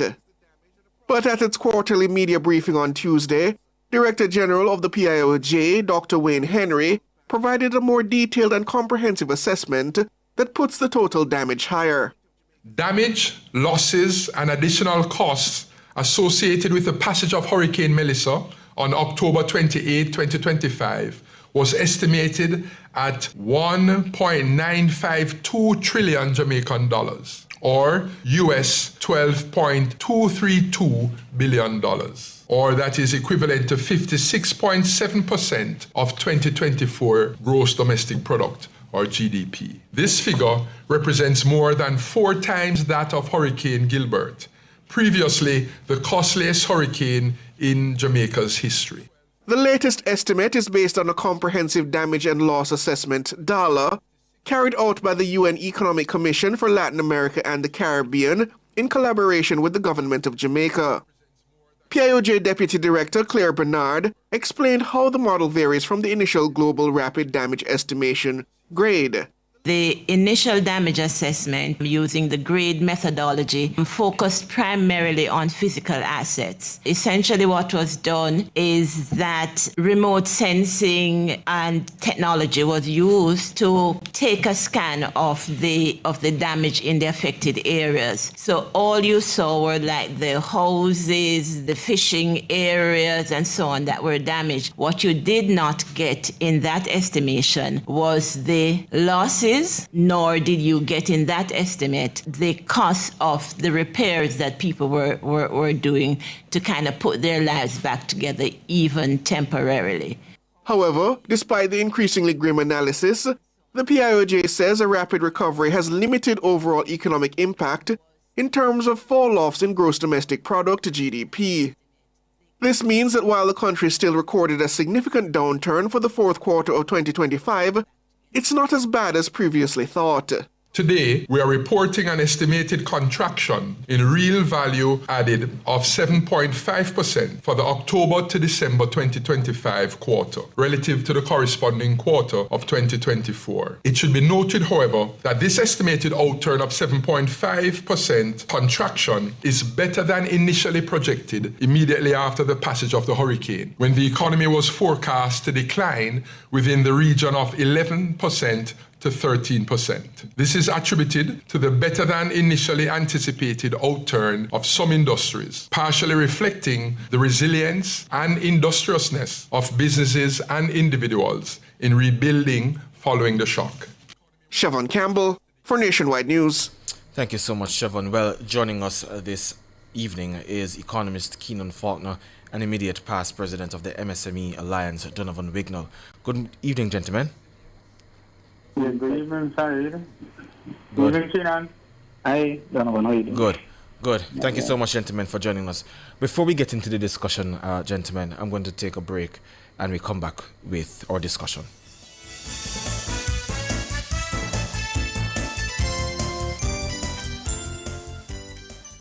Drive the most exciting new vehicles in Jamaica. Schedule your 2024 Ford Ranger pickup or Ford Everest 7-seater SUV test drive now. Call or visit KIG today. The time by KIG is... It's 6:30. For all your electrical needs, visit ABC Electrical Sales. They stock a wide variety of electrical supplies including plugs, switches, panel boards and conduits, plus energy-saving fixtures. ABC Electrical Sales stocks brands like GE, Siemens, Philips, Cutler Hammer, and Allen Bradley. They also offer free island-wide delivery just to suit your needs. Visit them at Shop 8, Hackley Park Plaza, Kingston 10, or call 876-754-3714-5 or 876-754-3825-8. ABC Electrical Sales, for a better choice in the electrical business.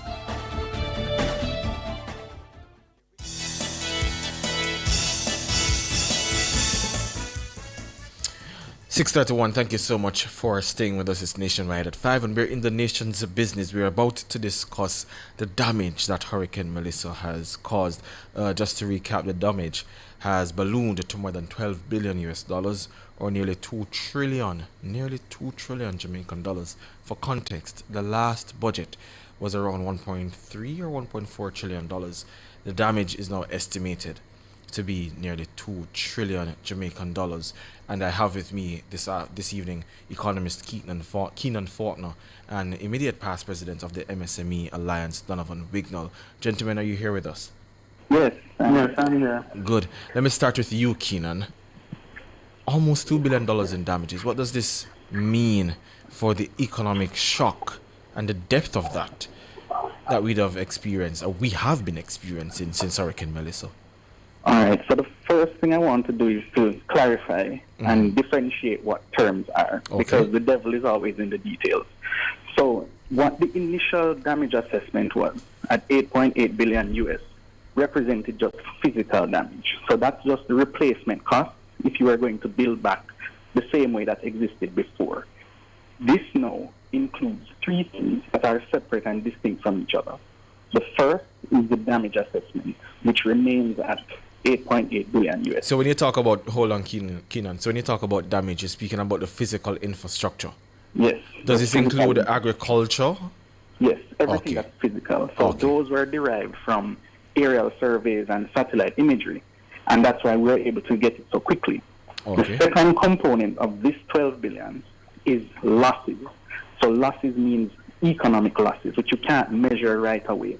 So we're talking about productive assets which are out of commission. So, you can't sell things to people, you can't generate income, you can't buy things. That is called direct and indirect economic losses. And the third component is costs. So those costs are like if the government has to spend money on relief and recovery to get people back to a certain state that approximates normalcy before the event. So those three things together are 12 billion. And initially, I had been asked what would the total economic impact be, because this 12 billion represents total economic impact. Therefore, when we heard the 8.8 billion, that was now just always going to be higher in terms of what Melissa cost us overall, not only in terms of physical damage. And when I was asked what the total economic impact would be, and I initially estimated it at around 16 billion, because the IMF says that whenever you have events like this, then the total economic impact could be up to 1.8 times what the initial estimate is for just physical damage. So when you do the math, 8.8 times 1.8 gives you around 16 billion. So this now gives us a true cost of everything that has happened, not just to replace what existed. The only thing it doesn't include is now, if you want to build back better than before, that is going to cost the government more money on top of. Because that's a further investment in modernizing and bringing things up to par. Yes, and if you want to make it more resilient and you don't want to build back before the way you were before, then it means that you probably have to make certain investments in terms of infrastructure that is much better than what had existed prior. And Donovan, based on what Keenan just said, the impact of this on the economy, what does that look like, especially for our businesses who suffered heavily from Hurricane Melissa? Seeing this final number now, or what seems to be the closest to the final number, what does this make? What do you make of this from an economic standpoint and businesses? All right, so for businesses, the question I'd ask is, what does full recovery look like? Is it a return to where you were prior to the hurricane? And if that is the case, then a return to full economic activity more or less would look, like the people who were impacted have returned to full economic activity. The rest of it, in terms of infrastructure, the road, telecommunication, the farms, the light and power that has returned somewhat. That's another picture. So for the business in the area return to full or near full economic activity, that in my mind and in their mind, that would be recovery. As far as the reporting on the numbers are concerned, yes. What is done by physical scanning, I've seen, and so the devil is always going to be in the details. So I wouldn't pay much attention to the numbers. I look at what is on the ground. So as it relates to things like debt, for example, inflation, fiscal stability, Keenan, what are we looking at? Well, the situation hasn't really changed materially. It's just that these costs had already existed, and the government ought to have been planning for it. Now, what I would like to see the government do is to accelerate progress on NARA, because NARA, as you would know, is being funded, its establishment is being funded by the proceeds from the disaster risk insurance instrument that we have received. So, trying to now accelerate economic growth through rebuilding what is going to get us out of this slump as quickly as possible. And we have seen the figures in terms of what growth looks like. It is not projected to be as bad as initially forecast. However, we will not experience a recession in the sense that that is 2 consecutive quarters of decline. So you decline and then you decline further after that. What is not projected to happen, as it was during COVID, was that each succeeding quarter is going to be less negative than the first. And then by the end of this calendar year, we should get back to positive trajectory. But real value-added economic output may not recover by then, because when you net out inflation, there are risks to inflation, then you find that economic output might go down. So whereas we will get back to positive territory by the end of this year, we may not get back to full real value-added output, meaning at the same level of production pre-Melissa until maybe 3 to 5 years down the line. Okay. So, based on all the things you've outlined a while ago, I'm interested in knowing what supports then the PIOJ's growth projection over the short and medium term. Well, I think that is premised largely on how quickly government can restart construction. And then, of course, you have some amount of rebounding in consumer activity. So people are spending, and that is what boosts growth in the short term. So we're talking about within the first 6 months post-disaster. It is really people spending, because the growth that comes from construction, whereas you will start it, it does not become recorded as growth, until projects are. And I think that is one of the more worrying parts coming out of the presentation by the PIOJ today, is that construction is down, as were all sectors. But one of the things they cited was that there was a decline in other construction. So there are 2 forms of construction: road construction and building construction. And they cited that civil engineering was not moving at the pace that it ought to have been done. And that is directly related to capacity constraints. The same thing with NHT. There were fewer housing starts, so there were fewer buildings completed as a result, and therefore that is a drag on growth.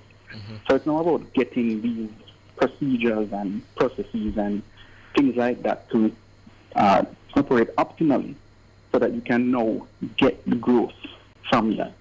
And based and based on what you've just said, then Keenan, is it necessary for the government at this point in time then to revise its fiscal and monetary policies in response to this updated assessment, or does everything hold the same? I think everything holds the same, because remember, these costs were expected. It's just that they were not revealed and they were not precisely known at the point of Hurricane Melissa. What we were able to ascertain immediately was just the physical damage, but there was always going to be a case where it had economic losses, and those have been factored in terms of the overall decline in GDP. So those economic losses that added to it, which was the extra 2 or 3 billion, that is accounted for in the decline so far of 7.5%. It is accounted for in the expected decline for the rest of 2026. So the government's fiscal and monetary trajectory, I think, may only need to change in respect of what is happening in the Middle East.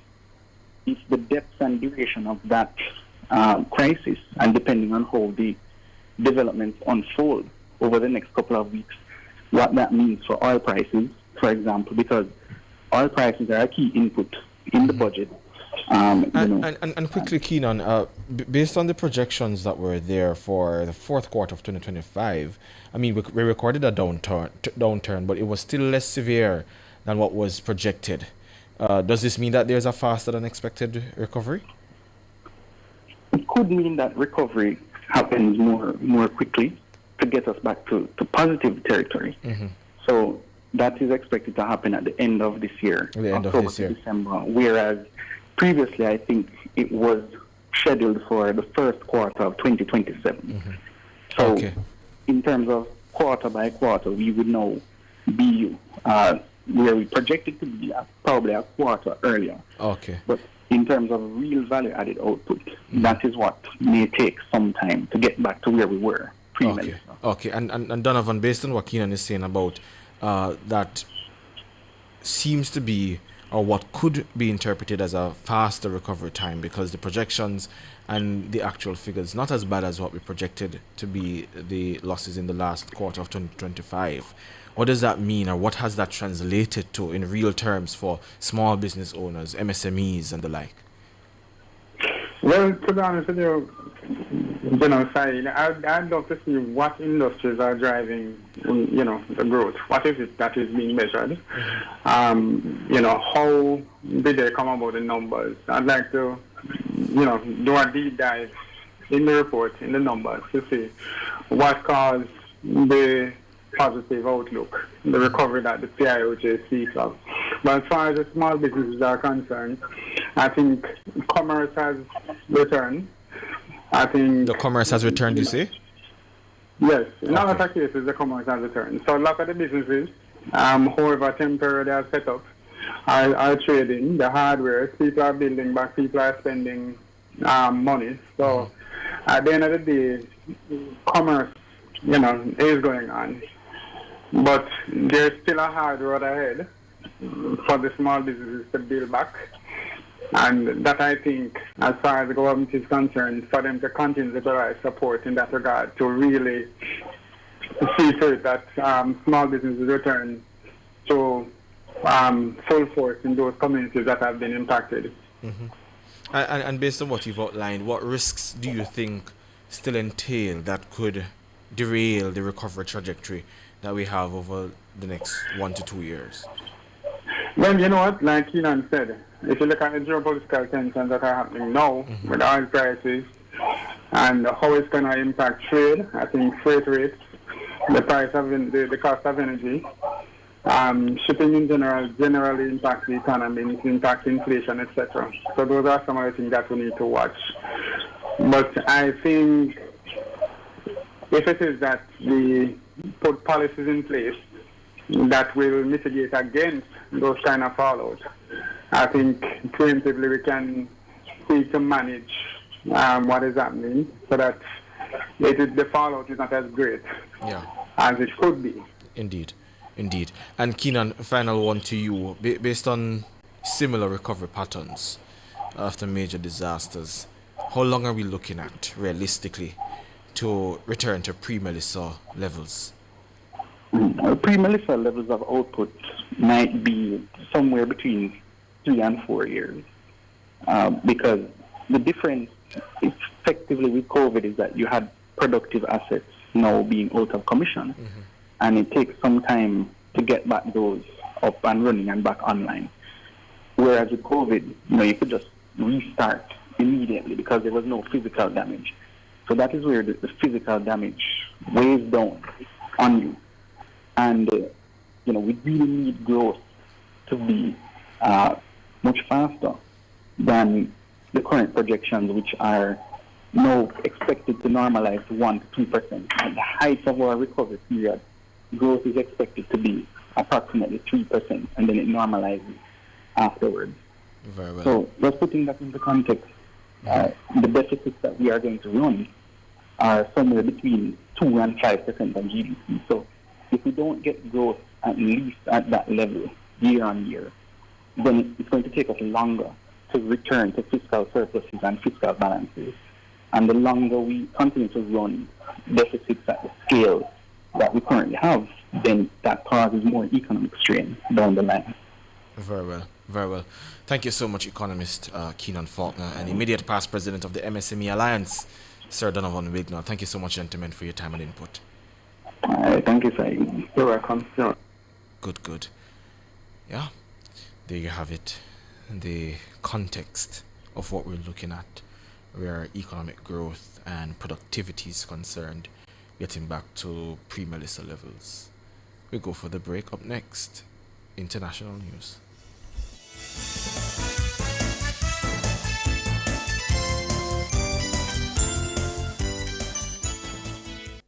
KFC, my mind studying. Right now I'm thinking chicken, famous bowl, chicken box combo and popcorn chicken. KFC on my mind, it's on my brain. Great flavor, great taste, like every day. Can't beat that price. Follow benefit the budget, little bit to your pay. The KFC value menu always has you thinking chicken. Get the chicken box combo for just $680, or get the famous bowl combo for $620, or popcorn chicken combo for $630. KFC, it's finger licking good. So some of you have been listening longer than I've been talking on radio, so this is our way of keeping it strong together. Join the nationwide 90 FM Family Club on Patreon and stay with us.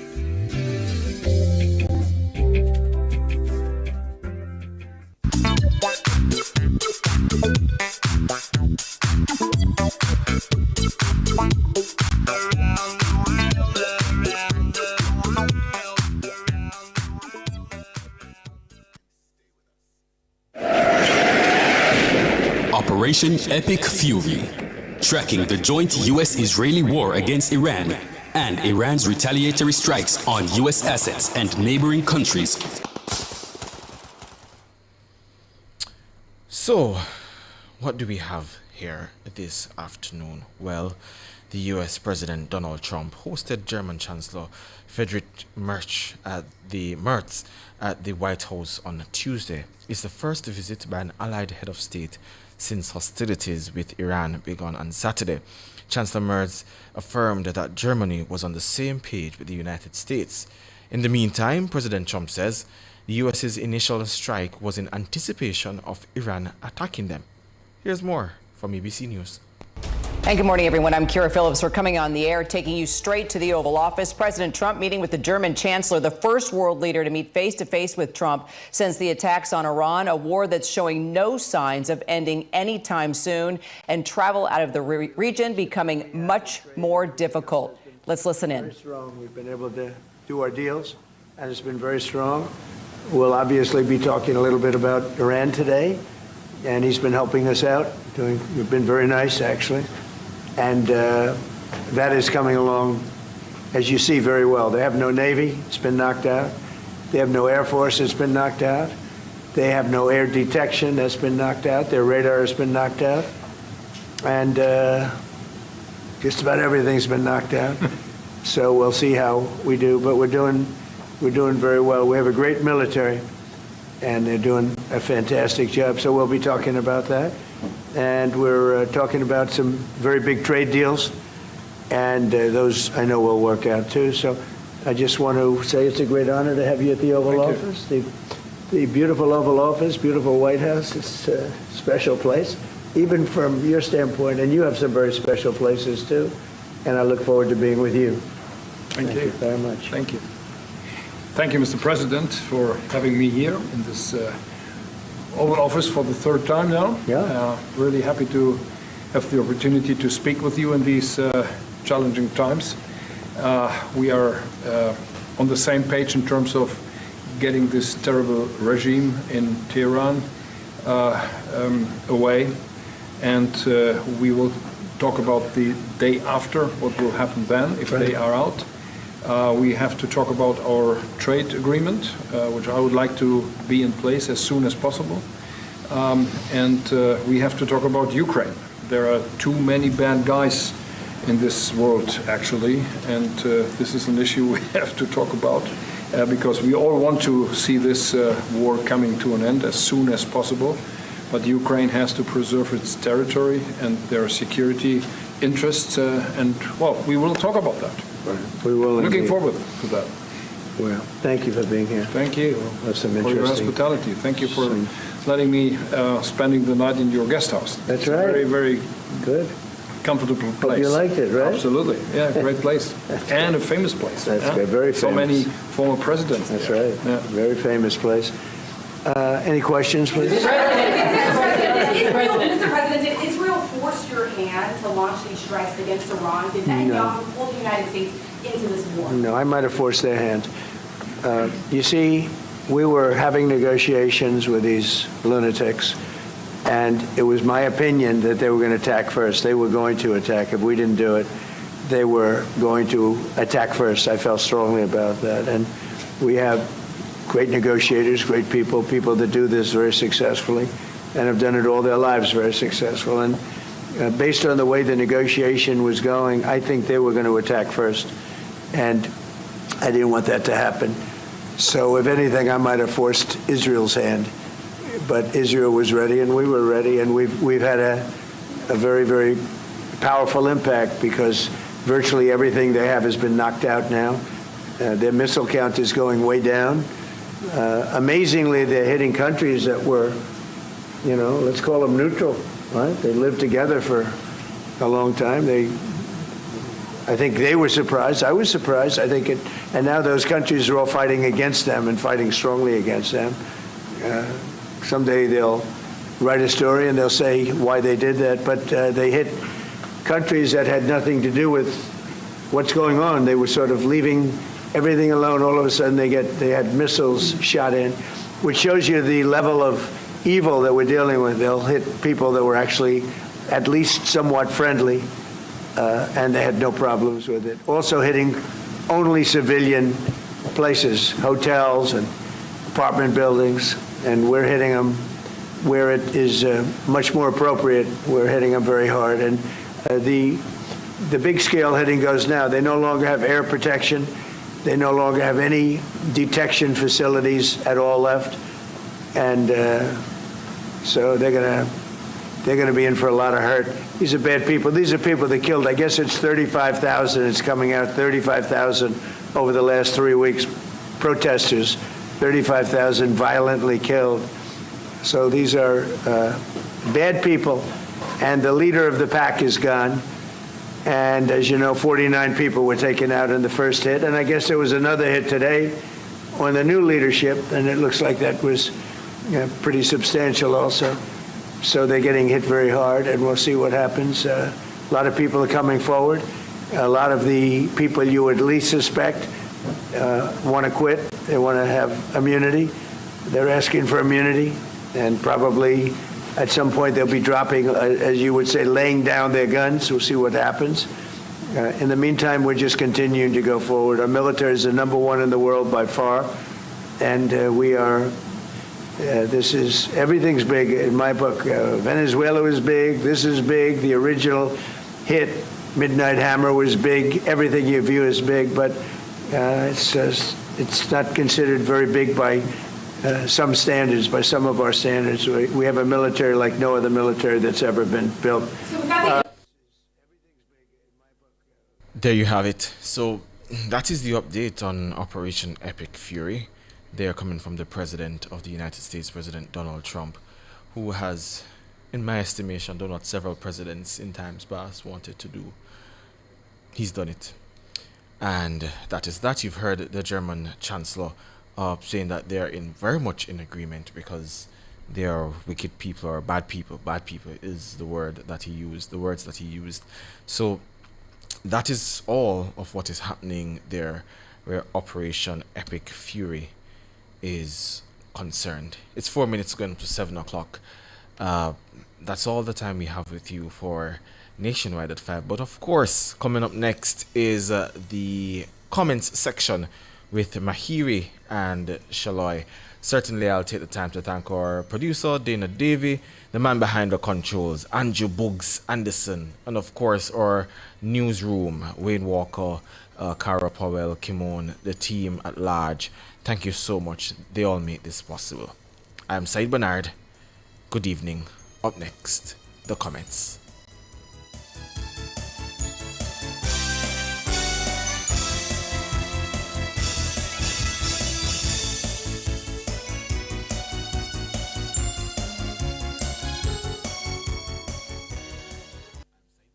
Every day, Jamaicans have something to say. In the group chats, on social media.